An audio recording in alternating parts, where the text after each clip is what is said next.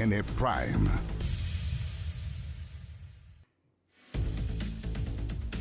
Hola, ¿cómo están? Bienvenidas, bienvenidos a CNN Prime. Hoy nos va a acompañar el diputado Agustín Romero, que es el presidente además de la Comisión de Hacienda, en el contexto del proceso de aprobación de esta mega reforma del gobierno, pero también con múltiples temas que hay sobre la agenda noticiosa. Comenzamos hoy día con estos titulares.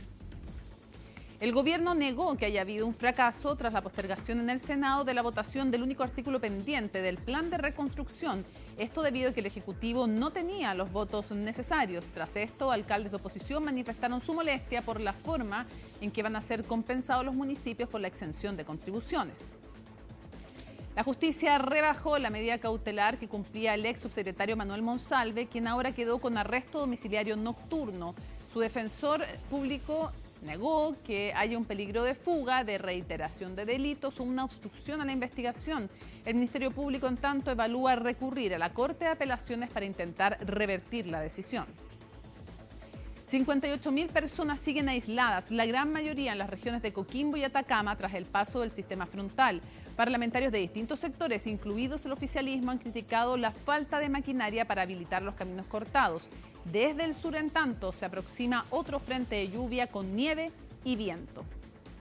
Y en temas internacionales, por primera vez desde mayo, los precios mundiales del petróleo superaron los $100 por barril. Durante 5 días consecutivos, los valores han aumentado en medio de la escalada en la guerra en Medio Oriente. Todo esto y mucho más, aquí comienza CNN Prime.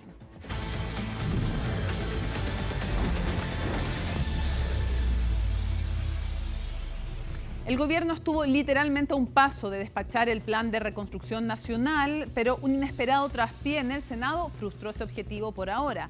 Pese a que la comisión mixta zanjó la compensación por la eliminación de las contribuciones y la Cámara aprobó el informe, la falta de los votos necesarios obligó al Ejecutivo a postergar la definición hasta agosto. Colomba Eijols nos cuenta. El artículo 135 permite, por supuesto, este aplazamiento de la votación cuando, lógicamente, un comité lo pida. Lo ha pedido formalmente el comité de la UDI y, habiéndose cumplido el objeto de la sesión, se levanta. Lo que el gobierno esperaba cerrar este miércoles terminó transformándose en una nueva señal de la compleja aritmética que enfrenta en el Senado. Aunque durante buena parte del día en La Moneda aseguraban contar con los 26 votos para aprobar el informe de la Comisión Mixta del Plan de Reconstrucción Nacional, una descoordinación oficialista y nuevas dudas en el bloque terminaron obligando a postergar la definición. Se aprobó primero una propuesta en la Comisión Mixta, después se aprobó en la Cámara de Diputados. Y después, bueno, se tuvo este tropiezo en el Senado. Aquí hay una propuesta de compensar todos los ingresos municipales. Si los alcaldes prefieren que no los compensen, no se compensan, se sacó. Pero el tropiezo no fue solo reglamentario. El gobierno llegó a la sala sin margen para ausencias ni descuelgues y la cuenta terminó desarmándose. El senador Enrique Van Rysselberghe no estaba presente. Gustavo Sangüesa mantenía reparos a la propuesta y Matías Walker y Rojo Edwards tampoco aseguraban su respaldo. Con los votos en duda, la UDI recurrió a la denominada segunda discusión y el Ejecutivo retiró la urgencia, postergando la definición hasta el próximo 4 de agosto. Existen muchos municipios que están siendo administrados desprolijamente. De hecho, existen más de 512.000 millones en deudas previsionales. Por eso requerimos que el Ejecutivo tome las medidas necesarias para tener una planificación para pagar esta deuda y descontarlo a través del Fondo Común Municipal. Lo que yo propuse es que mediante un veto aditivo se pueda incorporar luego a aprobar la ley de reconstrucción los recursos para la reconstrucción de la región de Coquimbo y la provincia del Huasco. Una alternativa que por ahora no fue acogida por el Ejecutivo y que terminó dejando al descubierto las diferencias que persisten en torno al mecanismo de compensación a los municipios por la eliminación de las contribuciones a los adultos mayores. Un escenario que rápidamente abrió recriminaciones entre oficialismo y oposición. Yo al principio pensé que era un bochorno, pero la verdad es que esto es un revolcón. Y es un revolcón causado por el propio gobierno. Aquí solo hay un traspié que se va a corregir el próximo martes 4 de agosto. La propuesta que se votará en esa fecha contempla una compensación total de $200 millones por los recursos que los municipios dejarán de recibir con la eliminación de las contribuciones a los adultos mayores. De ese monto, 130 millones se distribuirán a través del Fondo Común Municipal, mientras que los otros 70 millones serán entregados directamente a las comunas según los ingresos que cada una deje de percibir. Una fórmula que los alcaldes de oposición rechazan. Lo que nosotros estamos proponiendo es que vaya todo al Fondo Común Municipal, es decir, que los 13.000 millones que recibe Las Condes, que los 8.000 millones que recibe Vitacura, más los 4 millones que recibe Cerro Navia, más los 4 millones que recibe Los Pejos, más los 3 millones que recibe San Ramón, y así sucesivamente, vayan al Fondo Común Municipal y se distribuya según las necesidades de las comunas. Es importante que estos recursos que se van a reponer al mundo del municipalismo vayan íntegramente al Fondo Común Municipal y no a subsidiar presupuestos de comunas que, no lo digo en un ánimo negativo, pero que ya tienen sus necesidades cubiertas. Pero la votación pendiente en el Senado no será el último capítulo de la reforma. El ministro Jorge Quirós confirmó que el gobierno presentará un veto supresivo para eliminar la norma que prohíbe el cobro de intereses sobre intereses, una decisión que el Ejecutivo fundamenta en informes técnicos del Banco Central y de la Comisión para el Mercado Financiero, mientras todavía evalúa si recurrirá al mismo mecanismo para modificar otras disposiciones aprobadas por el Congreso. La oposición presentó un requerimiento al Tribunal Constitucional por varias normas del proyecto de reconstrucción. Una de esas es el reembolso de los gastos a los titulares de proyectos cuando se anule una resolución de calificación ambiental. Pilar Gutiérrez nos explica en qué consiste esta norma. Es una de las normas del proyecto de reconstrucción que dieron que hablar en materia de permisos y que ahora la oposición reclamará ante el Tribunal Constitucional. Se trata de la indemnización por resoluciones de calificación ambiental que sean anuladas. En un procedimiento ante el Tribunal Ambiental, su permiso es anulado judicialmente, tiene el derecho de solicitar ante el Ministerio de Hacienda la restitución de los gastos directos y efectivos en que haya incurrido para la ejecución del proyecto. Por cierto que la norma tiene todavía muchos flancos abiertos, no solamente procedimentalmente, porque aún no está claro, digamos, qué tipo de tribunal arbitral va a ser el que termine la restitución de este monto, no está claro también cuáles van a ser esos gastos directos y efectivos que van a ser solicitados en la restitución, qué antecedentes van a ser los validados o no. Así, si para un proyecto que ya contaba con una RCA favorable, esta se termina anulando por un error estatal, se deberá reembolsar al titular del proyecto los gastos directos y efectivos en que haya incurrido hasta ese momento. Con esto, el Ejecutivo busca entregar mayor certeza jurídica a los inversionistas, aunque hay expertos que creen que podría generar el efecto contrario. ¿Cuál es el incentivo para que la autoridad apruebe proyectos si finalmente puede terminar involucrando al Estado desde el punto de vista de responderle, ¿no es cierto?, a los particulares con un monto determinado de dinero? El incentivo va a ser o pedir muchos antecedentes de manera de cubrirse el mismo funcionario de su espalda y eventualmente la autoridad rechazar el proyecto para no verse involucrado eventualmente. Para acceder al reembolso, luego de la anulación judicial de la RCA, el titular del proyecto tendría 30 días hábiles para solicitar la indemnización al Ministerio de Hacienda. En un plazo de 3 días hábiles, Hacienda pediría a la Corte de Apelaciones que designe 3 árbitros para revisar el caso y el Tribunal Arbitral tendría luego 30 días hábiles para resolver el monto a indemnizar. Tanto el Ministerio de Hacienda como el titular del proyecto tendrían un plazo de 15 días hábiles para poder impugnar el monto ante la Corte de Apelaciones. Desde la oposición se oponen y han tomado acciones frente a esta norma. Esto no se ha visto en ninguna parte del mundo. Por eso estamos yendo al Tribunal Constitucional a impugnar esa norma que endeuda más al Estado con privado simplemente porque estos pierden los concursos o los proyectos que tenían pensado porque no están habilitados ni acreditados para hacerlo. Tiene normas inconstitucionales en sus aspectos tributarios y medioambientales. Por eso este requerimiento al Tribunal Constitucional que busca frenar la mega reforma. Pero el gobierno ha defendido la presentación de la norma como un incentivo a la inversión, argumentando que está dentro del marco del derecho. Los parlamentarios que estén presentando recursos están ejerciendo su derecho a hacerlo y nosotros tenemos nuestra propia opinión. Pensamos que las normas que estamos aprobando en el Congreso, con las mayorías que corresponde, son normas perfectamente coherentes y consistentes con nuestro orden constitucional. Con todo, ahora será el Tribunal Constitucional el encargado de establecer si la norma puede incluirse en el proyecto o no. Dentro de las próximas 2 semanas, la instancia deberá pronunciarse sobre la admisibilidad del recurso para luego revisar la causa con los alegatos. Ese mismo día, estamos pensando segunda semana de agosto aproximadamente, el tribunal delibera y anuncia en un comunicado la decisión sobre si es o no constitucional y qué artículos específicos. A fines de agosto, o sea, estamos hablando en un mes más aproximadamente, vamos a tener probablemente la sentencia. Es el próximo flanco que debe sortear la iniciativa contemplada en la megareforma. Por otro lado, la norma es clara en fijar excepciones a los reembolsos. En los casos en que haya infracciones graves del titular del proyecto, este no podrá acceder a la indemnización.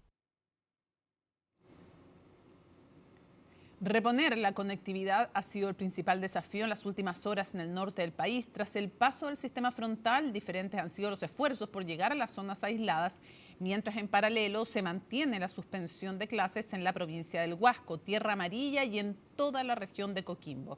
Los detalles en el reporteo de Francisca Cárdenas. Pese a que el sistema frontal ya dio una tregua en la región de Atacama, en la provincia del Huasco la emergencia está lejos de terminar.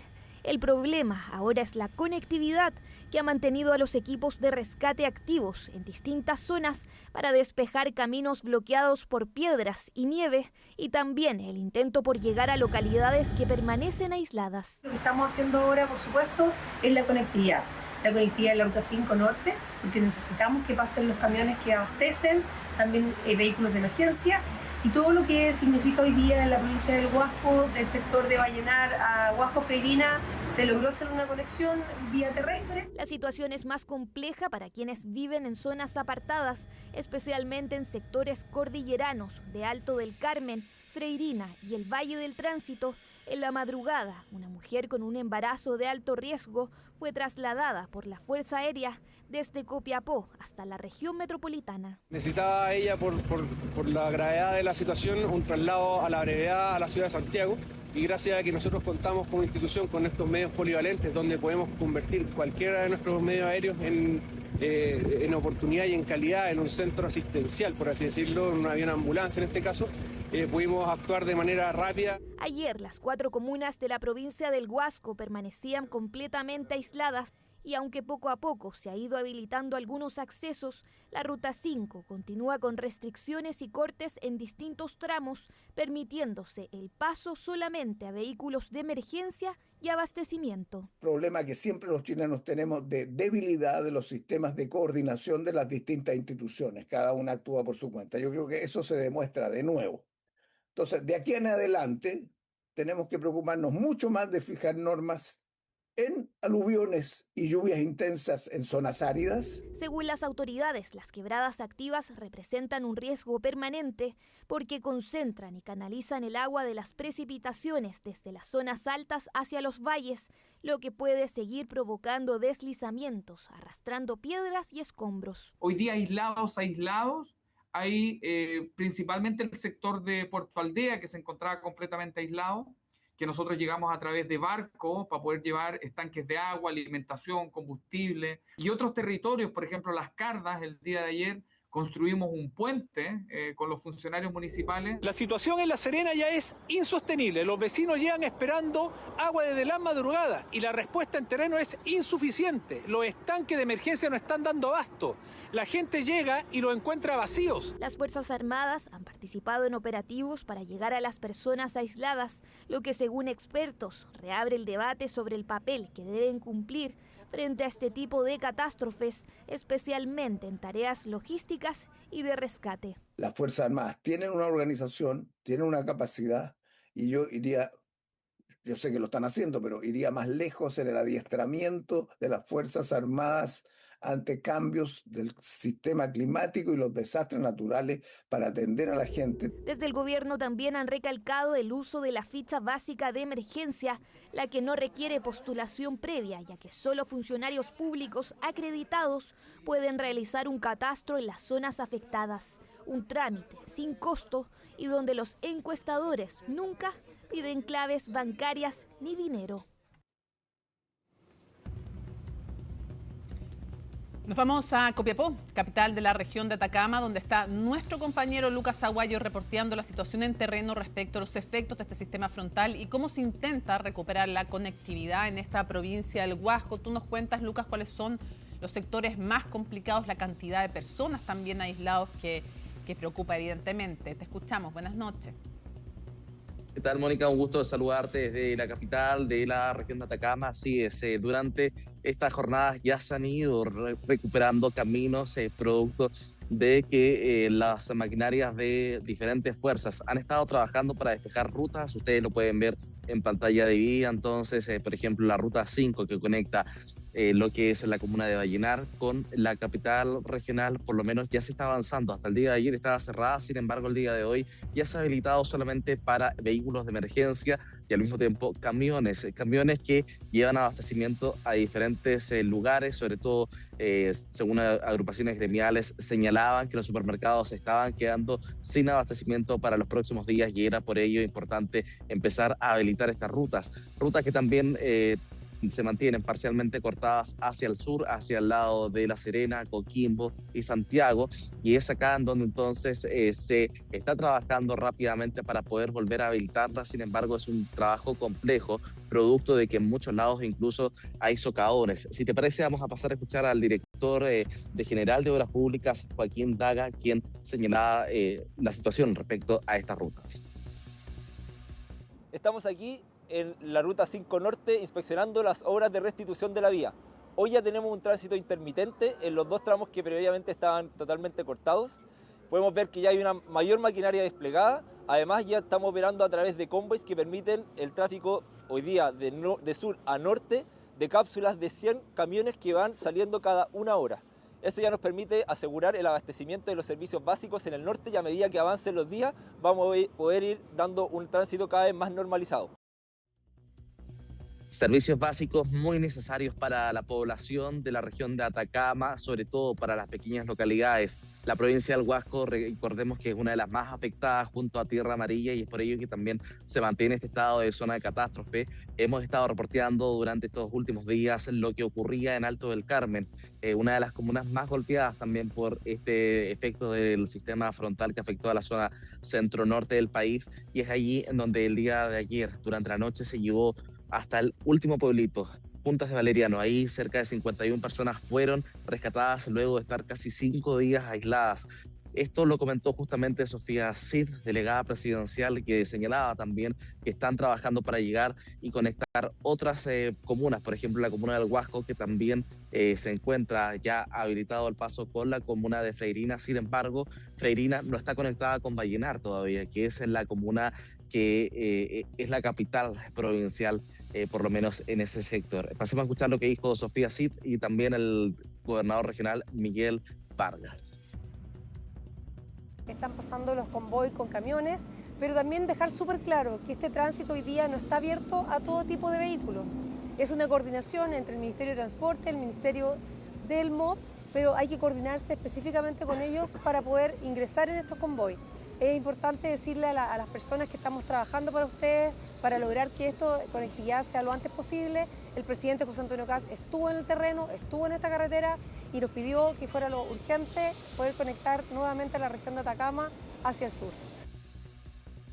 Destacar los esfuerzos de coordinación que se están haciendo para avanzar lo más rápido que se pueda en la normalización de esta ruta, que es estratégico para la conectividad del país. Sabemos que hay preocupación, pero se están haciendo el máximo de los esfuerzos. Evidentemente hay una responsabilidad mayor de la empresa concesionaria.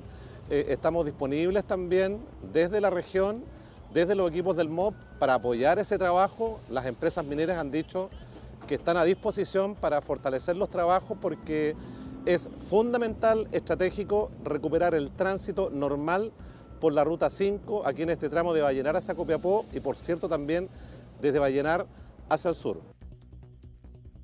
Mónica, trabajos que entonces no se detienen. Recordemos que incluso hay gente que todavía está varada en los terminales de buses, que ha querido llegar a sus otros lugares, a sus viviendas que están ubicadas en La Serena, también en Santiago. Sin embargo, por lo menos durante los próximos días no van a poder viajar.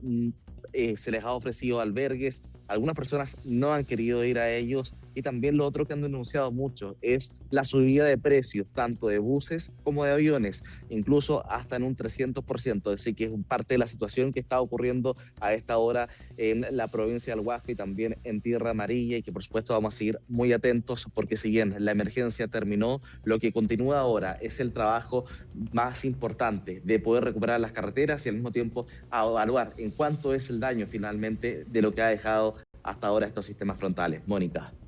Muchísimas gracias, Lucas, por toda la información. Seguimos atentos a lo que ocurre en el norte del país. Buenas noches. Buenas noches. Hacemos una pausa en CNN Prime. Al regreso va a estar con nosotros el diputado Agustín Romero del Partido Republicano. Mucho que conversar con él en el contexto político y nacional. Pausa y regresamos.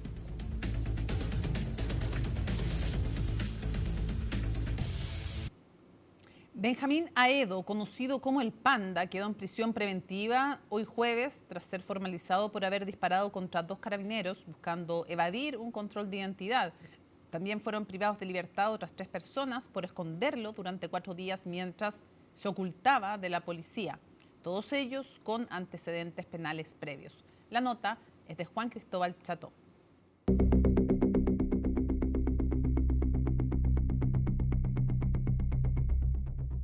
A pesar de un intento de fuga que parece sacado de una película, Benjamín Aedo, alias El Panda, fue capturado, formalizado y puesto en prisión preventiva. Esto por ser sindicado por la Fiscalía como autor material de los más de 30 disparos contra 2 carabineros el pasado viernes 17 de julio, tras lo cual se dio la fuga y eludió a las autoridades por 4 días. Todo con tal de evadir un control de identidad, ya que debía cumplir con otra condena por un delito similar y tenía órdenes de detención vigentes por otros cargos. Él tiene una actitud colaborativa durante el proceso, él efectivamente reconoce los hechos, él quiere declarar durante la etapa investigativa, tiene varios antecedentes que aportar respecto a la dinámica, cómo se dan los hechos, señalar efectivamente que en base a su versión, también que me entrega el día de hoy en la entrevista previa con la defensa, me señala que en cuanto a la dinámica de los hechos nunca tuvo la intención de poder matar a los carabineros y es un antecedente de todas maneras que vamos a tener que estar revisando durante la etapa investigativa. El esfuerzo por esconderse de las autoridades tuvo varios involucrados, 3 de los cuales también fueron formalizados y quedaron privados de libertad. Claudio Galdames, alias El Gato, quien fue el primero en refugiarlo, David López, quien fue el último en esconderlo antes de su detención, y una expareja de Aedo, Georgina Zúñiga, quien también lo recibió en su casa en San Bernardo. Fue casi una parada por día, según la Fiscalía, tiempo dentro del cual se realizaron intervenciones telefónicas y georreferenciaciones para dar con su paradero final. Esta persona, luego de cometer el delito, se ocultó en un domicilio de la comuna de Los Pejos con una persona cercana y conocida que lo trasladó hasta la comuna de San Bernardo. En San Bernardo se mantuvo ese día, posteriormente es trasladado hasta la comuna de La Pintana, volvió posteriormente al día siguiente a la comuna de San Bernardo, estuvo entre la comuna de El Bosque y La Cisterna en otro domicilio que estamos desarrollando diligencia y finalmente se trasladó hasta un segundo domicilio en la comuna de Los Pejos, distinto al inicial, donde finalmente fue detenido el día de ayer. En el caso de Georgina Zúñiga, su defensa apunta a presuntas presiones que habría sufrido para esconder al prófugo de la justicia. La participación de nuestra representada habría sido diversa, solamente a modo de encubridora. Y de todas maneras nosotros también referimos que ella habría estado de alguna manera presionada por otro sujeto denominado El Gato, Claudio, que la habría también forzado a prestar su cobertura en esta situación. Además ella declara en instancia investigativa sin presencia de un defensor. Eso nosotros también lo señalamos porque creíamos que incidía en la necesidad de cautela y que por lo mismo se podría haber otorgado otra medida cautelar de menor intensidad. Tras esto, a Benjamín Aedo aún le quedan causas pendientes. El 6 de agosto será formalizado en otro caso por el delito de asociación ilícita para el tráfico de drogas. Conversemos ahora con el diputado del Partido Republicano, Agustín Romero. Diputado, gracias por acompañarnos. Hola Mónica, muy buenas noches. Un gusto estar con usted nuevamente. Pues. ¿Está solucionando algo ahí? Parece al lado, ¿no? Tenía que solucionar. Sí, es que estoy, la corresponsabilidad es importante. Sí, día. pues. El día me tocó quedarme con mis niñitas. Así que aquí estoy diciendo que se duerma una vez por todas, si no mañana me va a costar un mundo despertarla. Dígale que no voy a decirle nada mejor. Se me habían ocurrido un par de incentivos. Ya, comienzo preguntándole. ¿Qué le parece que haya fracasado la parte final de la votación, una norma, pero que haya fracasado no porque logró hacerla fracasar la oposición, que por último sería algo más o menos entendible, digamos, sino por desórdenes propios? El diputado Jorge Alessandri dijo que esto fue un error del gobierno. ¿Cómo lo califica usted? No, yo quiero decir lo siguiente. Hoy día tenemos una reforma, un proyecto de reconstrucción aprobado en la integridad de los temas más importantes para Chile. Lo que está pendiente exclusivamente es la compensación de la recaudación que dejan de percibir los municipios por la exención de contribuciones para adultos mayores. Es eso nomás lo que se queda. Y por lo tanto, a partir de esa situación, es que hoy día lo que está resolviéndose en el Senado es una cosa bien simple. Si esta exención va a tener compensación o no va a tener compensación. Sí, pero me refiero al desorden. Este desorden que se haya producido, ¿de quién es responsabilidad finalmente? Porque fueron de la UDI los que faltaron, y específicamente además el diputado Sangüesa, que no está conforme con esa normativa, entonces no está satisfecho del todo con la forma en que está redactada. ¿De quién es la responsabilidad de que no hayan estado ellos? No, es que es muy importante lo que usted plantea, porque efectivamente esta compensación ha ido mutando en el tiempo a un nivel tal que, de hecho, la propia oposición lo ha pedido, es que prácticamente se haga una discusión de un aumento en el Fondo Común Municipal y prácticamente una nueva forma de repartir ese Fondo Común. Y evidentemente que al abrir estos temas también surgen inquietudes dentro de nuestro sector, las cuales también dentro de todo las comparto, en que si vamos a discutir este tema a ese nivel, abramos todo el tema del Fondo Común Municipal y por lo tanto esto que el gobierno está haciendo de mantener recursos prácticamente como un cheque en blanco, la verdad las cosas es que está creando un problema en la interna. Por eso yo siento que es bastante irresponsable que en este caso la oposición, que jamás me lo imaginé, hubiera votado en contra de esta compensación, porque aquí no tiene nada que ver lo que está pasando con la situación de la catástrofe en Coquimbo y Atacama, no tiene nada que ver con cómo se aplica la exención de contribución, eso no tiene nada que ver. La exención ya está aprobada, Mónica.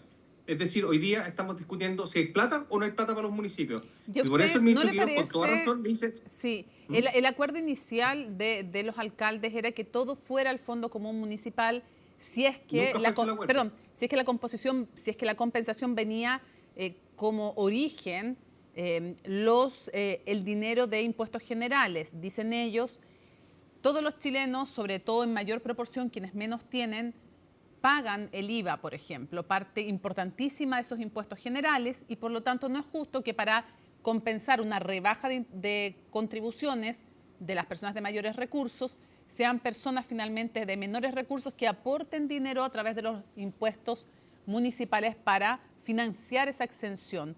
¿No le parece razonable que fuera al Fondo Común Municipal todo el dinero? Puede ser razonable, puede no ser razonable, es debatible completamente. El tema es que eso nunca estuvo en cuestión. Cuando partió esta discusión, yo quiero que pongamos en orden las cosas. Era primero, el gobierno se comprometió a compensar lo que iba al Fondo Común Municipal. Después, varios municipios dijeron, no, pues, tienen que compensar también los ingresos propios que dejan de percibir algunos municipios. Perfecto, el gobierno adscribió a eso y lo tomó, escuchó y lo incorporó en la normativa. No, pero ahora no quieren eso. Quieren que todos los ingresos derivados de contribuciones vayan al Fondo Común Municipal y se repartan de la manera que estimen para efectos de la equidad y lo que corresponda, que puede ser muy loable. Pero en el fondo yo lo que pregunto es lo siguiente, ¿cuál era el objetivo original? Proteger a las comunas más vulnerables que recibieran del Fondo Común Municipal sus ingresos, los ingresos que se dejaban de percibir por el tema de las contribuciones. Nosotros hemos dicho, las contribuciones son un impuesto expropiatorio que lo vamos a eliminar y ya partimos con la eliminación de los 65 años. Y lo que corresponde este es solo el primer paso, dice usted además. Totalmente. No. Para este tema están todas nuestras declaraciones, acá no hay ningún santo tapado, nosotros actuamos de frente con los chilenos, dijimos que nosotros queremos eliminar las contribuciones porque para la primera vivienda principal, porque es un impuesto expropiatorio, ¿ya? Hay otros partidos que tienen matices más grandes, que eliminar las contribuciones de todas las... Pero nosotros decimos ya vivienda principal, que es lo que nos hemos comprometido, y que vamos a partir en el primer año con adultos mayores. Eso fue lo que se dijo en campaña y lo estamos cumpliendo. Bueno, tenemos tantos temas y me gustaría profundizar en esto, pero se nos va a acabar el tiempo. Solamente quiero avanzar. El desorden de no tener el quórum para aprobar la última parte de la mega reforma, ¿no le parece que es un error para seguir avanzando en otros temas? No, pero es que Mónica sabe que cada uno es grande ya, pues somos parlamentarios, yo tengo más de 50 años, los senadores tienen más edad que yo, pues entonces acá tienen que ponerse ya las pilas cada uno con su responsabilidad. Mi responsabilidad es estar ahí cuando hay que votar. Y si es un proyecto tan importante como este, que yo supongo que los senadores sabían que había que estar, es responsabilidad de cada uno. Yo, esta cuestión de que haya que andarlos acarreando, me parece que es una cuestión que es insostenible. No comparto para nada lo que dice el presidente de la Cámara de Diputados en ese sentido. Acá hay que ser bastante claro. Cada uno es responsable como parlamentario de estar presente cuando se vota, especialmente un proyecto que le importa tanto a los chilenos. Sí. Pasemos a otras cosas. Hago el punto de que uno de los senadores dijo yo había avisado que iba a viajar y no me dijeron nada. En fin, ya está hecho el punto. Quisiera preguntarle si usted estaría de acuerdo con un veto aditivo que incluyera dentro del primer artículo. Aditivo, para que la gente sepa en sus casas, es uno que hace el presidente de la República, tiene posibilidad de hacer veto supresivo para sacar algo que ya ha anunciado, pero también podría ser un veto aditivo para incluir dentro de la reconstrucción también a la zona de Coquimbo, por ejemplo, y Huasco, a raíz de las últimas emergencias climáticas. ¿Le parecería buena o mala idea aquello? Es un tema que es absolutamente plausible, pero yo creo, francamente, que hoy día los recursos ya están comprometidos. Ya se ha dado una instrucción de usar un 2% para emergencia. A mí me ha explicado el ministro de Hacienda que hoy día hay instrucciones de que, que el Ministerio del Interior, que a través del Ministerio del Interior se pueda girar todo lo que sea necesario para poder reconstruir. Y por lo tanto, ¿cuánto quieren? ¿100 millones de dólares? Bueno, si nos pasamos de eso, ¿no hay más plata? 200 millones, ¿cuánto es lo que se necesita? Entonces, hoy día nadie sabe cuánto va a costar esa reconstrucción. Yo tengo entendido también que el 2% de constitucional es muchísima más plata si eventualmente también se puede utilizar. Hay que ver todavía cuál es la magnitud de la catástrofe. Yo creo que aquí se está tratando de instalar un punto político que utiliza, creo yo, el dolor de muchas personas para poder instalar realmente un obstáculo a la ley de reconstrucción. Y yo creo que tenemos que sacar este proyecto de ley, que es lo fundamental, y después, naturalmente, los recursos van a estar. Lo han dicho hasta el cansancio las autoridades, hay personal dispuesto. Entonces, no se va a quedar botada la zona. Yo le quiero decir una cosa. Hay un ejemplo, por ejemplo, que pasó hace poco tiempo con los incendios de Valparaíso, donde nosotros aprobamos una ley en el Congreso que le entregaba recursos al gobierno, se los entregó y no se aplicaron. Por lo tanto, aquí yo prefiero mucho más un gobierno comprometido en la gestión que un papel firmado que no sirve para nada. Entendí su punto. En todo caso, está acusando de usar el dolor de las víctimas al senador Walker, que es uno de los que ha planteado que quería garantizado el dinero para la zona de Coquimbo. Bueno, yo lo que digo es que para él no le basta la palabra del propio gobierno, del cual también forma parte, me parece que... No forma parte. No sé qué podemos decirle. O sea, su partido forma parte del gobierno. O sea, todos tenemos ahí alguna persona en un ministerio en que somos parte de este oficialismo. Entonces la pregunta es la siguiente. ¿No les basta la palabra de un ministro que le ha dicho hasta el cansancio que los recursos están? ¿O, sinceramente, está más presionado por hacer ese punto político porque hay otros diputados del sector también emparentados con un alcalde allá que lo está presionando? Por favor, yo creo que nosotros no podemos caer en eso y tenemos que ser súper responsables. Este proyecto se refiere al diputado Manucheri, para que la gente en su casa entienda.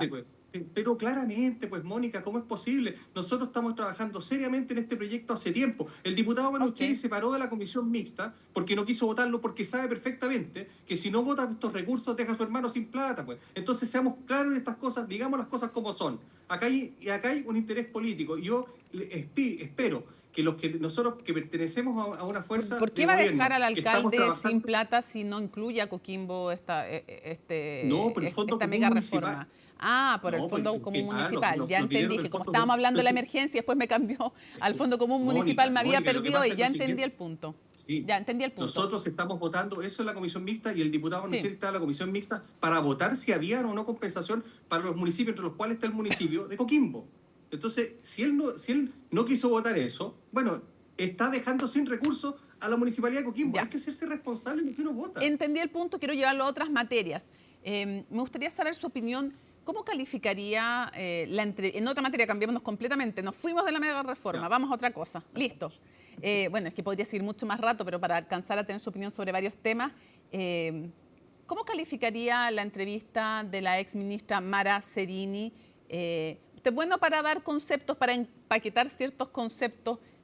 ¿Qué diría usted? ¿Cómo calificaría lo que hizo ella? Bueno, yo primero quiero decir que yo aprecio mucho a Mara Zerini, ¿ya? Por lo tanto, todo lo que diga puede tener algún tinte, digamos, de cariño, de aprecio. pero yo lo que quiero plantear es que cada uno es libre de expresar lo que estime conveniente. Uno podrá estar a favor o en contra en el sentido de haberle recomendado no hacerse entrevista, pero eso es muy personal, ¿ya? Y por lo tanto las expresiones, lo que ella señale, bueno, es parte de su derecho a expresar libremente lo que opina. Y naturalmente, que también es una cosa que he dicho respecto a otras cosas para todos los que somos ya adultos y estamos en política, es que hay que hacernos responsables de las cosas que digamos. Entonces, por un lado tú tienes el derecho a decir lo que quieras, pero también tienes la responsabilidad después de hacerte cargo de lo que dices. Y en este sentido, a mí no me toca más que decirle, bueno, perfecto, ya se expresó, respeto su opinión, pero la verdad las cosas es que en lo personal, si usted me pregunta mi opinión, a mí me tiene mucho más preocupado sacar adelante el proyecto de reconstrucción y los desafíos que tenemos en la emergencia y otras cosas. ¿No le pareció, como han dicho varios desde su propio sector, me refiero al oficialismo como sector, que hay una ruptura de códigos que no corresponde que alguien de confianza, que ejerció un cargo de confianza de gobierno, revele cuestiones, problemas internas del gobierno? Pero es que yo creo, insisto, que el tema de lo que ella exprese en esa entrevista son cuestiones que tampoco a nadie le consta, nadie estuvo ahí, no se pueden confrontar con nada. Es una opinión personal de lo que fue su experiencia y por lo tanto, claro, cómo ella se vio en el cargo, cómo se fueron dando ciertos acontecimientos de acuerdo a su visión, y por eso yo le digo que es muy difícil para uno poder decirle, no, estuvo mal o estuvo Ahora, bien. ella apunta a Alejandro Irarrázaval, claramente, cuando uno suma 2 más 2, apunta a Alejandro Irarrázaval como alguien que le había dicho, primero, que no tenía que ser tan disruptiva en sus declaraciones, que tenía, de hecho, que ser más fome, que, en fin, entre otras cosas, y que la habían amarrado, dice ella, que no la habían dejado ser libremente quien ella creía que debía ser.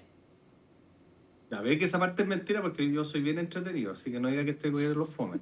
Pero parece que no se refería a usted. Mire, yo no sé qué tan entretenido es o no, digamos, pero lo que sí sé es que usted no es parte del Poder Ejecutivo, así que ella se estaba refiriendo al gobierno, me imagino que a los de la moneda. Entonces, yo le pregunto, cuando ella dice, me amarraron, no me dejaron ser quien era, además cuenta que la trataba porque claramente se refería a Alejandro Irarrázaval, es cosa de sumar 2 más 2, que él había tratado como esta cabra chica que no opine cuando hizo un diagnóstico sobre los costos que podía tener el tema del MEPCO. No sé. Ya, pero en el fondo, a lo que voy, mire, después de esa discusión, ¿usted cree que en el fondo alguien que hoy día está con un problema de empleo, de seguridad, le importa un poco eso? O sea, ¿qué saco con decir, oye, esto se rompe código o no rompe código? Si finalmente hoy día tenemos una emergencia, tenemos otros temas políticos. ¿A usted le parecen poco relevantes las declaraciones? Es que a mí no, es que me parece que al final esto pasa por un tema un poco del morbo de cómo funciona un poquito el poder. A lo mejor algo puede ser como tipo House of Cards, ¿qué pasa? ¿Quién le dijo? Pero al final a la gente común, de verdad, que enfrascar este tema del gobierno, de parlamentarios, de estar opinando sobre una cuestión que en verdad que no tiene incidencia alguna. ¿Usted encuentra que esté el gobierno de los fome? ¿Ah? ¿Usted encuentra que esté el gobierno de los fome? No, para nada, somos lo más entretenido que hay. ¿Ah? Todo. Yo creo que sí, pues una cosa es que somos serios, pero vamos a meter eso que si uno fome no. Bueno, la ciudadanía verá si uno encuentra fomes o no, pero en el fondo no. Pero nosotros estamos trabajando con mucha seriedad, creo yo, desde el Parlamento, nosotros, los diputados republicanos. Entonces, ¿este es el gobierno de los obviamente, lo que se ha formado. ¿Este es el gobierno de los qué? De los que amamos a Chile. Mire, yo imagino que todos aman a Chile los que están en la política, ¿o no? Yo creo, yo parto esa base, pero al menos nosotros... Entonces tiene que buscarse algo más característico. Yo pongo las manos al fuego porque nosotros amamos a Chile y queremos nuestra patria. Oiga, ¿y no le molestó tampoco la alusión a la primera dama, la crítica de que no correspondía el abrazo, la contención que hizo la primera dama? Porque de buena fuente sé que molestó en La Moneda. Yo vuelvo al punto de partida. Acá hay un tema de libertad de expresión. Nosotros en lo personal tenemos una gran opinión de nuestra primera dama. Creo que también la gente estima mucho y lo he visto en terreno cómo quieren a la primera dama cuando llega y yo me quedo con eso. Finalmente el cariño que los chilenos le expresan a la doña Pía. ¿Le gustaría que Mara Cedine militara en el Partido Republicano? Ella puede militar en el partido que ella quiera. Pero no es la pregunta. La pregunta es si a usted le gustaría ¿Y cree que sería bien recibida después de esta entrevista en el Partido Republicano o más bien cortó los puentes? Es que no me puedo poner en política ficción si ella quiere o no quiere. No sé si tendrá interés militar. No militó cuando era ministra, ni cuando hizo la campaña. Ella, yo creo que es una persona que tiene un espíritu tremendamente independiente en estas cosas. Compartimos mucho en nuestro ideario político de la libertad y de defender nuestros valores. Pero naturalmente que esa es una decisión que tiene que tomar ella y no me puedo poner en ese escenario todavía. Esperemos que pase y ahí veremos qué ocurre. Ya. ¿Cómo evalúa usted que el gobierno ha llevado adelante el trabajo, ya no solo en la emergencia misma, sino en lo posterior, que es ir rehabilitando caminos? Hay críticas incluso de autoridades de su sector. ¿Usted las comparte o no las comparte? Yo empatizo con las autoridades de mi sector que lo reclaman, porque efectivamente ellos no están solos. Ellos muchas veces escuchan, y me pasa a mí en mi distrito, escuchan los reclamos de los vecinos y por lo tanto lo que hace, como cualquier parlamentario, que es representar y ser un poco megáfono de estas cosas. Hay gente que no puede expresar directamente a las autoridades sus quejas, porque efectivamente debe haber. Si al final, Mónica, en una emergencia todo es perfectible. Siempre van a faltar manos, van a faltar máquinas, van a haber descoordinaciones en terreno mismo.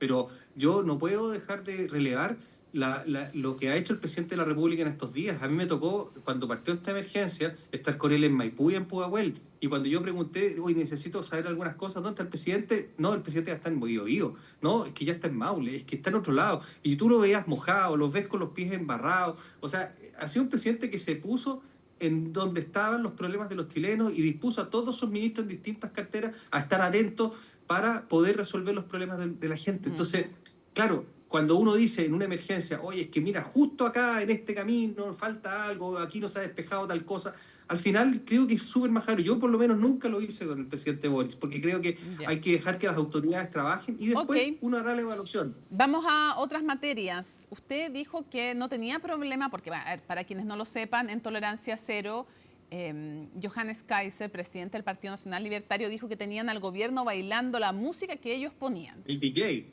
Sí, DJ Kaiser, así lo bautizamos de hecho en el programa y generó mucha polémica las declaraciones, pero parece que no le molestaron mucho a usted, que usted también dejó la grande en otra entrevista aquí cuando dijo que sus aliados naturales eran los del Partido Nacional Libertario. Bueno, pero es que, a ver, yo creo que hoy día cualquier conglomerado político que ponga la música de la seguridad, del crecimiento, de la inversión, nosotros vamos a bailar feliz cualquiera de esas canciones. Entonces, esta cuestión de quién pone la música o no, yo creo que es irrelevante frente a los objetivos que compartimos entre todos. Y por lo tanto yo me lo tomo también con un poco de humor, lo tomo, digamos, en buena onda, porque finalmente el Partido Nacional Libertario está planteando temas que nosotros coincidimos plenamente en muchas de las cosas. Indultar a carabineros, preocuparnos de la seguridad de la gente, preocuparnos del empleo, de la inversión, del crecimiento. Los diputados del Partido Nacional Libertario han trabajado mucho también en el proyecto de reconstrucción, también han manifestado sus diferencias, como ocurrió también con el tema de la compensación ahora, que en este último artículo que se votó el día de ayer. La melodía del Partido Nacional Libertario y la del Partido Republicano es básicamente la misma, dice usted. Yo creo que tenemos muchísimas coincidencias y por eso dije lo que dije y no lo voy a repetir para que nadie se me enoje y se me sienta. Nomás, pero efectivamente nosotros tenemos un tronco muy común y por lo tanto cuando Johannes Kaiser plantea sus inquietudes sobre la inmigración, sobre la seguridad, sobre todos esos temas, la verdad es que compartimos plenamente y por eso en general suscribimos proyectos de ley en común, tenemos muchas coincidencias en las votaciones, trabajamos bastante de memoria y integramos un pacto parlamentario común. Dijo en Tolerancia Cero también que quería y aspiraba, porque el gobierno ha dicho que la ley de indulto general para aquellos uniformados o policías condenados en el contexto del estallido, que no era parte del plan del gobierno y que pensaban que los indultos caso a caso. Ahí está, esa era la opinión del gobierno. Frente a aquello, Johannes Kaiser sostuvo que aspiraba no a que la patrocinaran, pero que le pusieran urgencia a esta ley. Y dijo, ya viene la tramitación del presupuesto, como diciendo, bueno, ahí vamos a tener algo que decir si no, como de alguna manera hablando que era una moneda de cambio, era lo que se entendía o se subentendía de la frase. ¿Usted también cree que el gobierno debiera ponerle urgencia a esta ley de indulto general? Mire, lo que hemos planteado nosotros es que tenemos que darle ciertas garantías a quienes nos cuiden, a quienes nos protegen. Y evidentemente que el tema de los indultos, que también se lo dije en su programa, para nosotros es muy importante, ¿ya? Y nosotros confiamos en que se van a generar instancias de conversación para analizar caso a caso, como lo ha pedido el presidente de la República, pero también nosotros como parlamentarios tenemos el derecho a llevar adelante iniciativas que representan al sector que nos eligió a nosotros. ¿Ya? Nosotros no podemos abandonar a aquellas personas que también eligieron a nuestros parlamentarios, a nosotros mismos. Por eso le pregunto, ¿usted cree que el gobierno debiera ponerle urgencia a este proyecto de ley? El gobierno tiene demasiadas prioridades, demasiadas urgencias en este minuto. Creo que sería para mí, y sería sumamente injusto si yo le impusiera hoy día al gobierno una carga adicional. Naturalmente que, si usted me pregunta mi opinión, claro que me gustaría. Claro que me gustaría y se lo pediría y se lo voy a pedir, por supuesto. Pero sería muy injusto de mi parte condicionar cualquier apoyo de nuestra parte a que ponga esta urgencia en la situación en que se encuentra hoy día. Para no malentenderlo, usted no está diciendo aquí en CNN Chile que a usted le gustaría que el gobierno pusiera la urgencia, que se lo va a pedir, pero que no va a condicionar su apoyo en otras cosas a aquella petición que sí va a hacer. Pero claro que sí, o sea, nosotros, ¿qué republicano, qué diputado republicano podría decir, no, este no es un tema que a mí me importe, que no siga adelante? Por supuesto que es un tema relevante, importante. Nosotros hemos defendido a esa familia, estuvimos el día miércoles, fueron muchas personas, muchos familiares que tienen a sus parientes que están privados de libertad por haber defendido la democracia, por haber defendido la propiedad pública y privada de una horda, yo no voy a decir la palabra para que no se me enoje, pero en verdad esa situación es la que a mí, por supuesto que me inquieta, me produce frustración, pero obviamente que el gobierno también maneja un sinnúmero de urgencias que tiene que sacar adelante y por lo tanto, evidentemente que a mí me gustaría, no puedo mentir en eso, pero también soy hiper respetuoso de hoy día la situación en la que se encuentra nuestro presidente, a quien vamos a apoyar para que pueda sacar adelante los problemas que tiene que enfrentar nuestro país. Tengo el deber de precisión de hacerle un punto, diputado.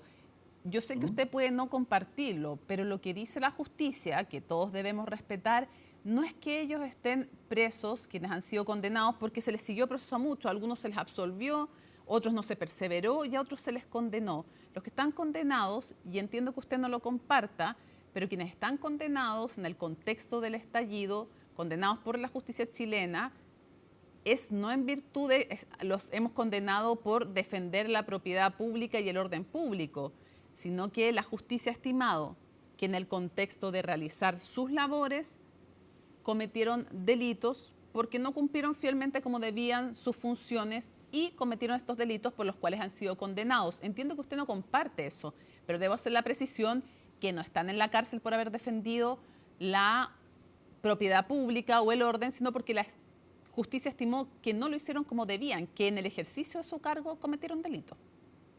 Mónica, tengo que hacer una precisión también de mi parte. Muchas de esas personas que están hoy día condenadas respetaron reglas del uso de la fuerza que estaban contenidas en reglamentos y que fueron interpretadas por la justicia, ¿ya? Ese tema, obviamente, que cae dentro del ámbito de la jurisdicción y los tribunales muchas veces están obligados a aplicar sus criterios, ¿ya?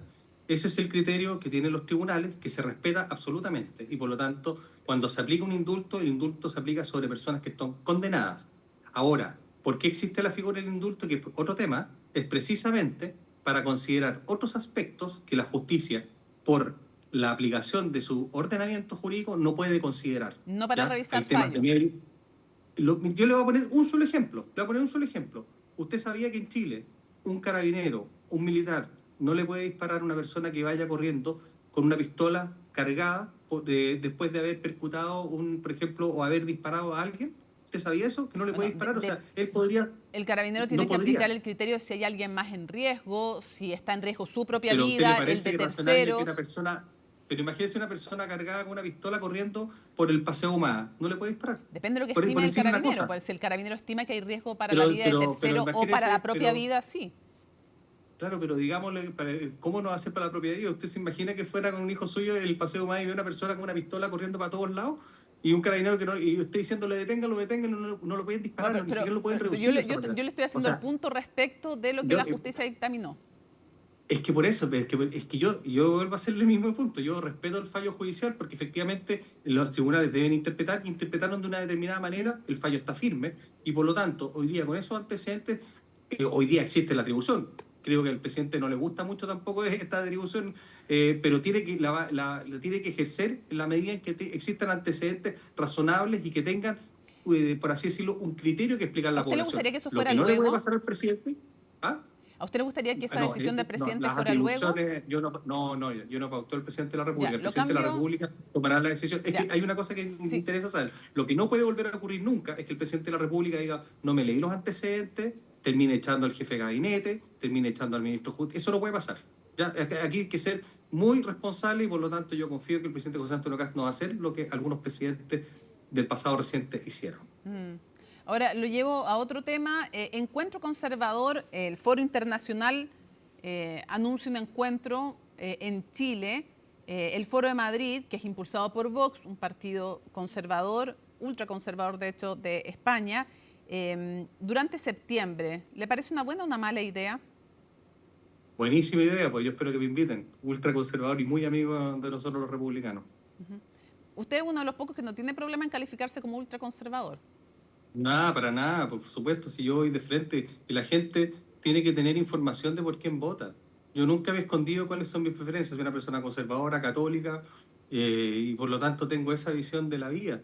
Y yo me presento como tal, y las personas tienen que elegir, cuando votan Romero, reciben Romero. No pueden votar Romero y recibir cualquier otra cosa. Claro, ¿no? Me parece que eso es bastante un sucedáneo de Romero. Sí. Oiga, ¿y usted cree que el gobierno... No voy a decir socialdemócrata ahora, pues eso ya sería lo último que me podría pasar. Está aludiendo a lo que dijo una vez Joaquín Lavín, cuando se declaró como socialdemócrata. Pero, oye, aquí hemos visto candidatos comunistas que se definen de socialdemócrata, pues Mónica, pues si ya vengamos las cosas como son. Más que de socialdemócrata ella, porque se refiere a Janet Jara y toca andarle completando los nombres, se refirió que su programa, para ser justos, era socialdemócrata. Usted puede compartir o no aquello, pero para ser muy rigurosos. Ya, bien. Entonces no era socialdemócrata. Pero nunca dijo que no se sentía tan cercana, pero en fin, incluso pensó que renunciar, ¿no? Quiero preguntarle si usted cree que el gobierno, porque a ver, el ministro Quiroga, usted lo ha escuchado, ha dicho que la batalla cultural es parte de esta mega reforma, pero eso se circunscribe de lo que uno escucha de las palabras, o sea, de hecho, de las palabras del ministro están apuntando a una reforma que tiene que ver más con cómo hacer el trabajo bien hecho, dice él, son sus palabras, a temas económicos, una ética del trabajo, hablar, en fin. Pero yo quiero preguntarle si usted cree que hay más batallas culturales en las que el gobierno debiera involucrarse, que tienen que ver con temas llamados valóricos, aunque yo creo que valóricos son mucho más que los temas de la moral sexual, pero en fin, pero temas que tienen que ver con aquello que el gobierno dijo que no iba a entrar en esos temas durante este gobierno. ¿Usted cree que sí debiera entrar en otras batallas culturales? Yo creo que el gobierno tiene que ser coherente con lo que prometió en campaña. Y el gobierno lo que prometió en campaña es que se iba a hacer cargo de las urgencias sociales. Nuestro gobierno, nuestro presidente no ha cambiado su convicción respecto al aborto y respecto a muchísimos temas que están surgiendo ahora dentro de la acción parlamentaria. Pero eso hoy día, para él, digamos, por lo que se planteó en la campaña, no puede ser más, por así decirlo, ponerlo encima de ciertas urgencias sociales que son reales. O sea, hoy día tenemos una emergencia en seguridad, tenemos una emergencia en empleo, hay que hacerse cargo de la inmigración ilegal. Todos estos temas que se dijeron también en nuestra campaña. Y por lo tanto, para no malinterpretarlo, por ejemplo, entonces usted no cree que el gobierno debiera patrocinar o dar una urgencia más alta que la que podría llegar a tener este proyecto Escucha su Corazón. Claro, yo, mire... Para entenderlo, entiendo bien que no debiera... Va en la línea correcta, efectivamente. Yo no podría obligar al gobierno que lo hiciera porque hoy día tenemos unos desafíos tremendos que sacar adelante. Ni que patrocinara, ni que le diera urgencia a este proyecto Escucha su Corazón. Es que yo creo que nosotros tenemos que tener también la libertad como sector de poder instalar temas de conversación que para nosotros son importantes. A mí, Mónica, me sorprende profundamente que cada vez que nuestro sector conservador presenta un proyecto que para nosotros es valioso, resulta que los progresistas nos tachan de retroceso, de todo tipo, y tratan de cancelar la discusión. Cuando ellos quieren instalar sus temas progresistas, y nosotros les decimos que no, nosotros cancelamos la discusión, son retrógrados. Entonces, ¿dónde es la democracia? La democracia es a la carta, cuando las cosas me gustan a mí se pueden discutir, cuando las cosas no me gustan, esas no se discuten, Pero esas se guardan porque son controvertirlos a ustedes, ¿es cancelar el debate o ellos tienen derecho en controvertirlos también a ustedes? Tienen todo el derecho a controvertirnos, absolutamente. Y por eso pero me quedó claro, usted dice que el gobierno país entonces no debiera ponerle urgencia ni patrocinar este proyecto porque tiene que ser fiel a lo que prometió en campaña. Eso es. Yo lo que le pediría al gobierno es que se haga cargo de las urgencias sociales, y eso es lo que tienen que hacer. Entonces, para mí es súper coherente. Yo no podría decirle al gobierno, oye, pero vengan a ver esto, en circunstancias que tenemos todavía crisis de emergencia, una crisis de empleo, una catástrofe en el norte. O sea, no, yo creo que ellos tienen que encargarse de sacar adelante esos temas. Oiga. Pero a nosotros también nos tienen que dar la libertad, de que, y esto especialmente para aquellos sectores que se dicen progresistas, que finalmente lo que están haciendo es cancelar nuestro debate. Ahora, ojo, que se han manifestado en contra de este proyecto Escucha su Corazón, no solo personas que se califican como progresistas, sino también gente que es de la UDI, el presidente de la UDI, la diputada Baise, o sea, no es solamente que gente que se califica como progresista esté en contra. Y me gustaría preguntarle, para ir cerrando, su opinión respecto a este proyecto, porque este proyecto busca obligar a mujeres que hayan sido violadas, cuya vida esté en riesgo o cuyos fetos sean inviables, por ejemplo, anencefálicos, sin cerebro, buscan esas tres causales obligarlas a escuchar los latidos. ¿A usted le parece bien que sea obligatorio? ¿Usted respalda este proyecto? A mí lo que me parece bien es que hoy día estemos hablando de que lo que está dentro del vientre materno es una persona. Eso ya para nosotros es un triunfo de nuestras ideas. Hoy día el cardenal nos está relevando la figura y la persona humana que se encuentra en el vientre materno. Y nosotros, eso para nosotros es muy importante. Yo, Mónica, lo que le pido es que si yo digo que estoy a favor, que es así, respeten nuestra decisión y votemos. Eso, yo siempre he sido de las personas que me someto a las reglas de la democracia. Igual que cualquier persona. Me someto a las reglas de la democracia. Sí, igual que entonces, cualquier... pero a uno le puede gustar o no. Sí. A uno pero, le diputado, puede gustar o no le puede igual gustar. que cualquier Pero autoridad, no... que cualquier parlamentario, cuando uno lo entrevista, tiene que preguntarle por los fundamentos de esa decisión y por los temas que son controvertidos. ¿Usted le parece bien que una niña de 12 años, por ejemplo, violada por su padre, o una mujer cuya vida está en riesgo, se la obligue a escuchar los latidos del feto? Una cosa, cuando la vida está en riesgo, que bueno, pongámonos ya en el tema técnico, cuando la vida está en riesgo, hoy día no se penaliza ese aborto. No, pero si no estamos hablando de penalizar, estoy preguntándole, escuchar obligatoriamente el latido. No, es que cuando la vida está en riesgo de una madre, en ese minuto se atiende por la urgencia, así que no, nadie le va a decir, escuche los latidos primero, si la madre está prácticamente en coma. ¿Está mal hecho entonces el proyecto? Eso hay que discutirlo, le vuelvo a decir. Pero respecto de los otros casos, nosotros estamos en contra del aborto de tres causales. Mónica, yo no voy a mentir para nada. El primer proyecto que presentamos como bancada fue derogar el aborto de tres causales. Sí, ¿cómo le pediría que mienta? Pero no sé qué vida van a salvar en el caso de un feto inviable obligando a la mujer, que ya tiene mucha pena porque su niño no va a nacer, porque no va a tener un hijo en sus brazos. No sé qué ganan haciéndole a esa mujer que ya está sufriendo lo indecible y no va a sobrevivir esa guagua, por ejemplo, un feto anencefálico, obligarle a escuchar los latidos, ¿no le parece cruel? Mónica, mire, todo lo que usted se siente de esa crueldad es lo que sentimos nosotros cuando dejamos a un ser humano indefenso en el vientre materno que lo puedan asesinar sin ningún tipo de defensa. Se lo quiero decir con esa claridad. Cuando la ¿Qué misma vida están sensación salvando que si el tiene feto es inviable? Es vida, Mónica. Ahí tenemos un tema filosófico, es vida. Para nosotros Es más importante obligar a una mujer a seguir el embarazo de un feto anencefálico sin cerebro hasta el final y hacerla sufrir. Mónica, este es un tema valórico y para nosotros es vida. Y para nosotros es vida. Mónica, yo no tengo el derecho a quitarle la vida a nadie. Eso es lo que nosotros creemos. Yo me presento como una persona católica y que estoy a favor de la vida desde la concepción hasta la muerte natural. No voy a cambiar ese principio jamás. Entonces, y para mí no hay razones que pueden atender muchísimas otras cosas, de verdad, que puedo hacer entendible que una madre, que una mujer se desespere con estos temas, que sea algo cruel, lo puedo comprender, puedo empatizar. pero a mí no me van a sacar de la cabeza jamás que lo que hay adentro del vientre materno es vida y yo la voy a defender, aunque sea la única persona sola que va a defender a alguien que no tiene quien lo defienda. Y en el caso de la violación, con toda la crueldad que tiene, el único hoy día que paga las consecuencias es el indefenso. A ese lo condenamos a muerte por ley. La mujer y eso también. no lo aceptan jamás. Pero condenamos a muerte a una persona por ley, mientras que el otro tampoco ni siquiera hay obligación de denunciarlo, ni siquiera se persigue. Cuando hemos pedido nosotros que sea mucho más fuerte, cuando sea más fuerte la denuncia, hoy día ni siquiera se condiciona al tema de la denuncia por la violación. No hay ninguna, yo no veo hoy día que esté avanzando eso, y por lo tanto, yo lo único que digo es lo siguiente: nosotros tenemos todo el derecho, al igual que los progresistas, a presentar sus proyectos. Nosotros presentamos nuestros proyectos y se debaten de cara al país. A mí lo que me interesa es que no nos cancelen, como siempre suele hacer la izquierda o los otros sectores cuando no les gusta un proyecto. Nosotros debatir no es cancelar, pero entiendo su punto, diputado, se nos acabó el tiempo. Se nos acabó el tiempo. Sí, le agradezco mucho que nos haya acompañado, como siempre, con la agenda abierta. Solo para ser precisos, como trato de serlo siempre, con quien sea que tengo al frente, la ley obliga a la denuncia en el caso de las menores de edad, no en el caso de las mayores de edad, en el caso de violación. Es una obligación del personal médico denunciar cuando hay menores de edad. Pero las mayores de edad, pero le planteo nuevamente.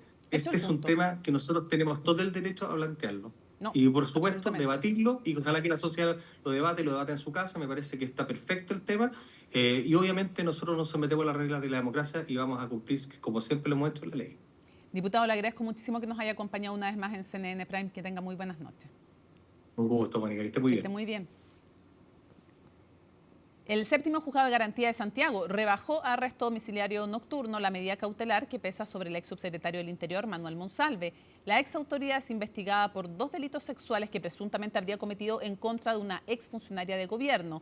Las nuevas medidas dictadas contra Monsalve son arraigo nacional, o sea, no puede salir del país, y prohibición de acercarse a la víctima y sus familiares. La Fiscalía evalúa apelar a la Corte de Santiago en contra de la resolución del Tribunal de Garantía, mientras que la defensa descartó que su defendido pueda fugarse. La postura del Ministerio Público es que lo que correspondía era mantener la medida de arresto domiciliario total.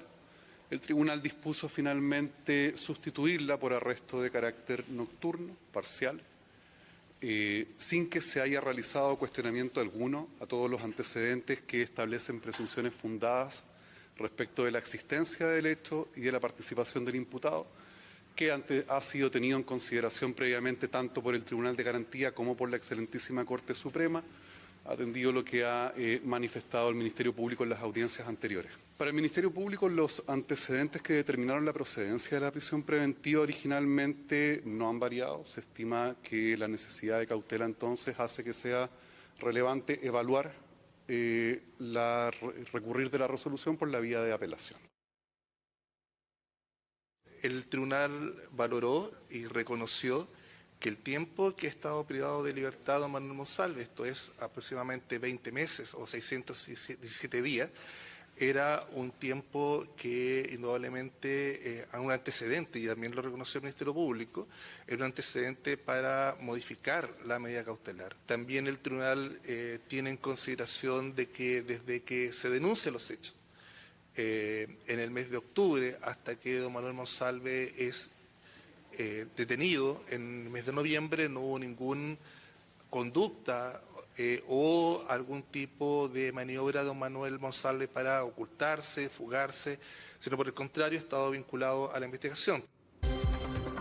Seguimos ahora con la revisión de las noticias internacionales en Conexión Global. Vamos a partir en Nueva York porque hoy se realizó el primer debate oficial de los candidatos para la Secretaría General de las Naciones Unidas y ahí estuvo presente, por supuesto, la expresidenta Michelle Bachelet junto a los otros 5 candidatos. Se trata de Rebecca Greenspan de Costa Rica, María Fernanda Espinosa de Ecuador, Rafael Mariano Grossi de Argentina, Macky Sall de Senegal y también Caroline Rodríguez Birket de Guyana. En el debate, entonces, Bachelet y los 5 candidatos se enfrentaron a un espacio para decir unas palabras introductorias, decir por qué deberían ser ellos el próximo secretario general de la ONU. Después se enfrentaron a preguntas de la audiencia y posteriormente palabras finales. No hubo precisamente o formalmente un debate entre ellos, sino más bien fue un foro. Pero sí hubo preguntas de distinto calibre. Michelle Bachelet apuntó a la necesidad de reformar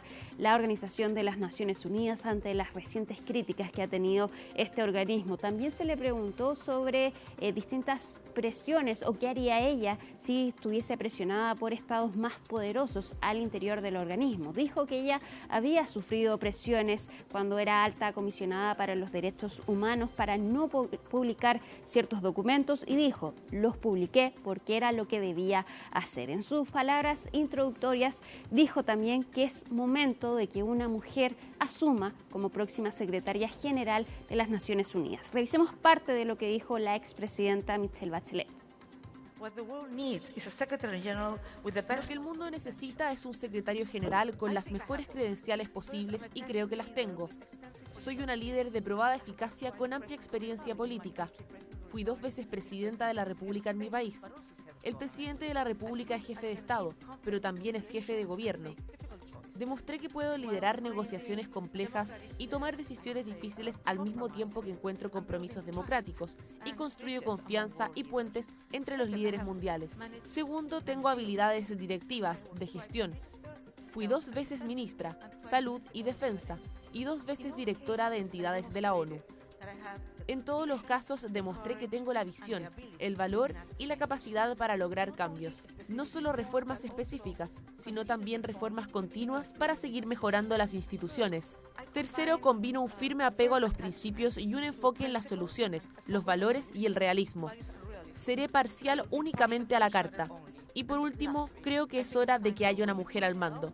Y me importan profundamente el planeta y la humanidad.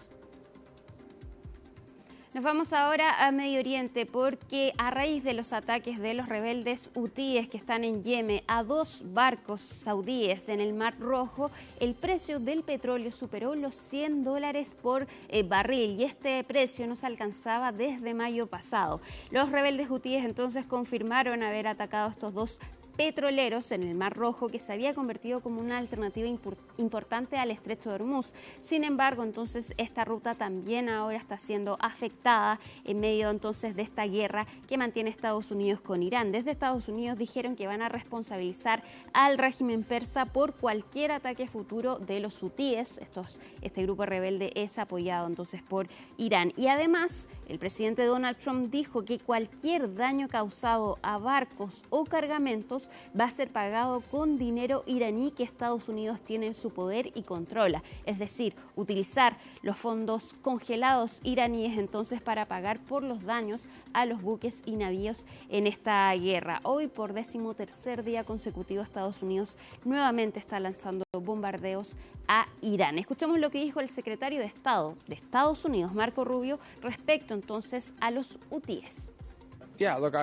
Espero que paren, no deberían hacerlo, los iraníes los engañaron, saben, los hutíes fueron en gran medida inteligentes y se mantuvieron al margen de todo esto durante el conflicto, pero ahora aparentemente se han metido en esto, atacando a Arabia Saudita y sus barcos. Y por cierto, hace unas horas leí informes de que había un buque de combustible saudí con bandera china, es un barco chino, van a hacer explotar el barco chino y esto se convertirá en un problema para China.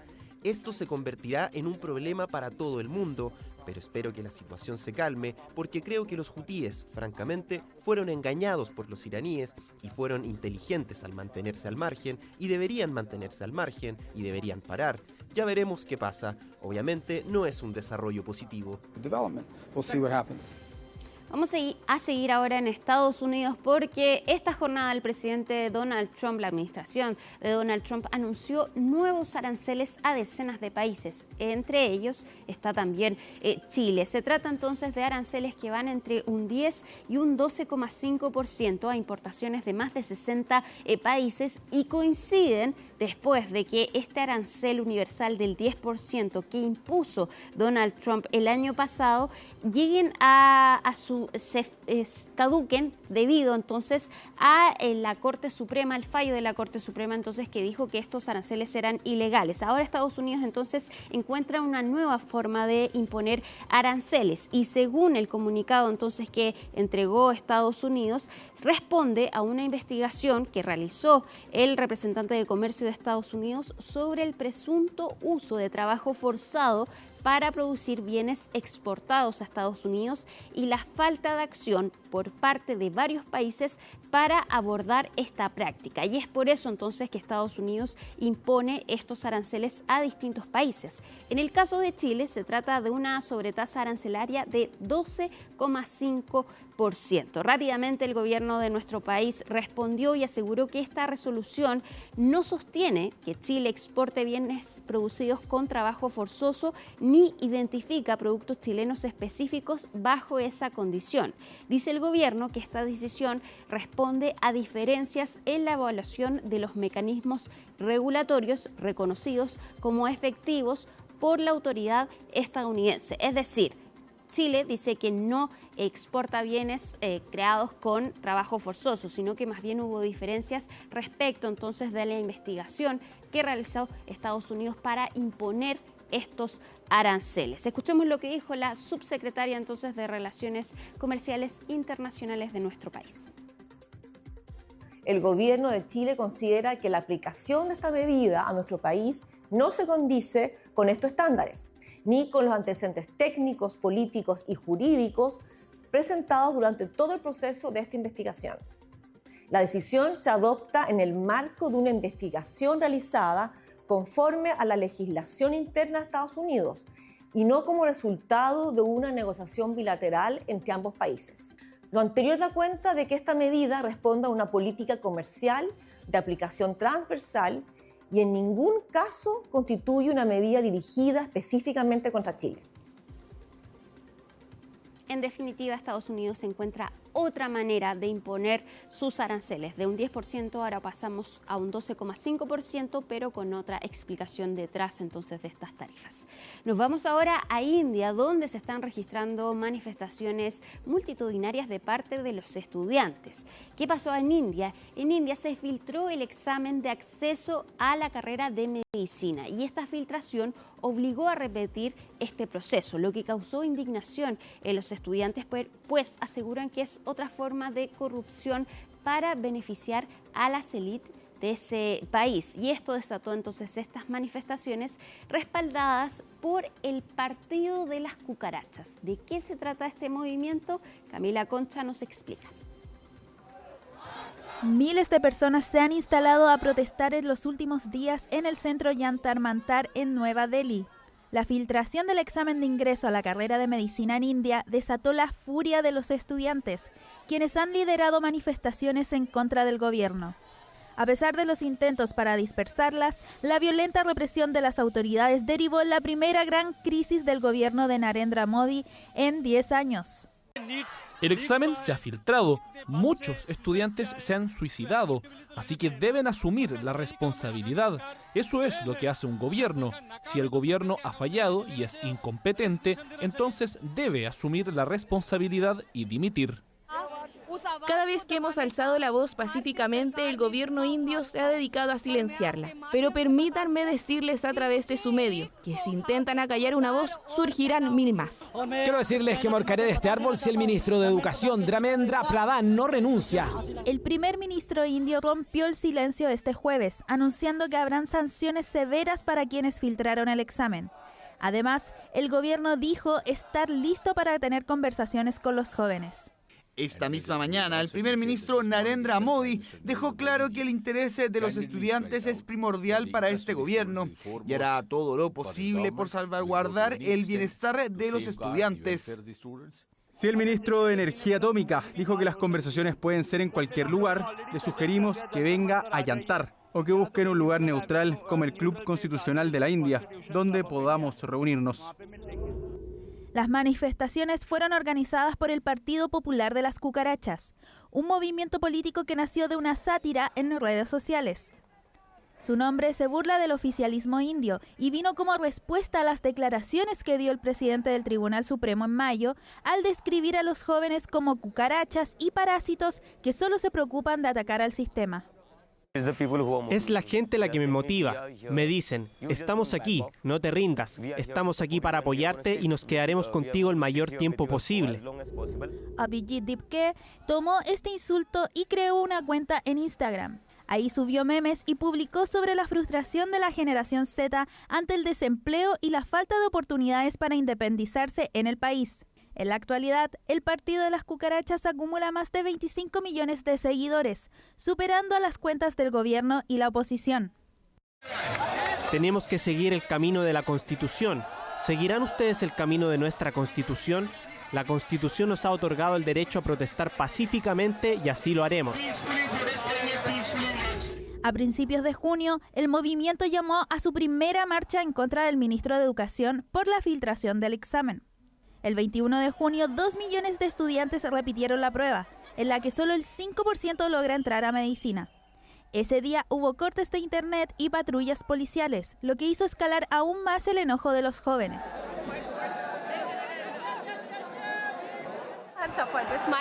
Sufrí de la filtración del examen en 2021. La ansiedad que genera es enorme. La mayoría de los manifestantes aquí son estudiantes. Como hemos sufrido de esto, apoyamos a estos manifestantes para que nuestro sistema educativo pueda ser reformado. Ya en julio las protestas escalaron a nivel político. La oposición abiertamente ha apoyado el movimiento e incluso el parlamentario Rahul Gandhi fue arrestado por participar en una manifestación. En paralelo, un activista reconocido terminó este jueves, después de 26 días, su huelga de hambre en apoyo a las manifestaciones. Creemos que si los estudiantes de la India están en las calles, entonces la oposición también debería estar en las calles. Las recientes protestas y la represión estatal en India cuestionan su estabilidad y su estatus como gran democracia, mientras aún se espera el diálogo con el llamado Partido de la Cucaracha. Termina CNN Prime, pero por supuesto nos reencontramos en unos minutos en Aquí se debate. El panel es de lujo. Flor Baise, Macarena Santalices, Juan Santana, el diputado Luis Cuello, todos listos para debatir, nos están esperando y lo están esperando ustedes, por supuesto. Jueves 23 de julio, así estuvo nuestro país y el mundo. Somos CNN Chile, buenas noches.